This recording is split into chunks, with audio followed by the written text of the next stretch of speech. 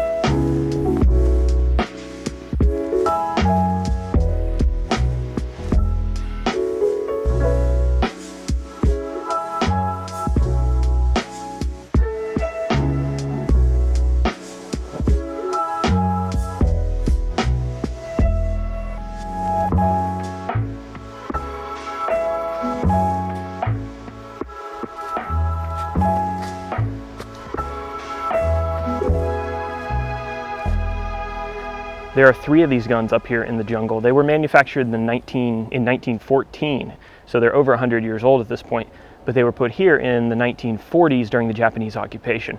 And they are, let me make sure I get this right, Vickers-type Model 3 140 millimeter or 5.5 inches coastal defense guns. The Japanese knew it was only a matter of time before the Americans returned to reclaim Guam, and these guns were meant as a defense against ships and landing craft out in the bay to defend the Piti and Asin Beach. These are certainly incredible pieces of engineering, but it's important to remember who actually built these. The Japanese essentially enslaved the Chamorro people during the occupation, and the Chamorro people had to haul all of the pieces, which clearly are very heavy, up this slope. And at the time, this area was primarily rice paddies, so you can imagine how difficult that would be. The Japanese were essentially forcing the people of Guam to build the defenses that would ensure their perpetual enslavement.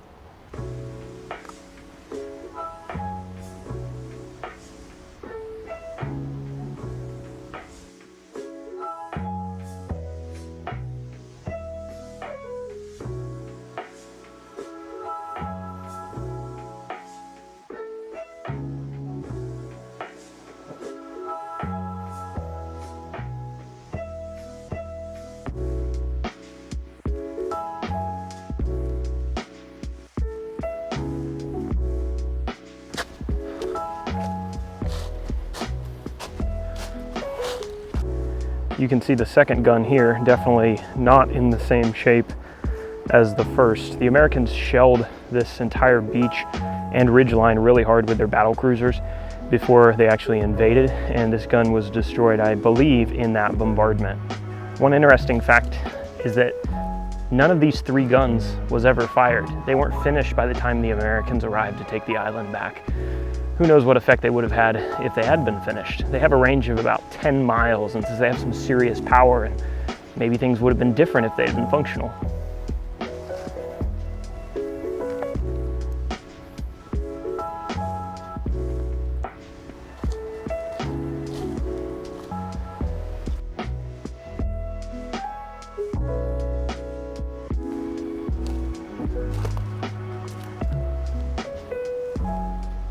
As I mentioned, this area used to be rice fields, rice paddies, but in the early 20th century, early 1900s, it was turned into an agricultural experimental center, and there were several new species of plants that were introduced to the island here. And there's a lot of mahogany trees around this area that are still standing, and those were actually introduced during that period of time.